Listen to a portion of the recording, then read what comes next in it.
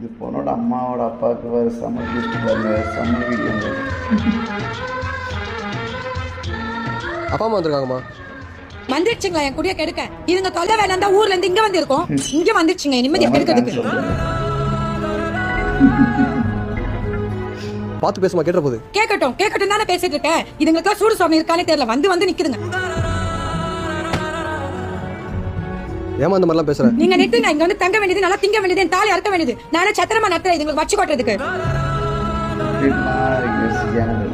இந்த மாதிரிலாம் பேசாதம்மா, பெரிய மனசு கஷ்டப்பட போகுது. இங்க பாருங்க, அவங்களால உங்களுக்கு எனக்கு தான் சண்டை வர சொல்லிட்டேன். ஒழுங்கா அவங்கள போக சொல்லுங்க, நான் வீட்டு வெளில போயிடுவேன்.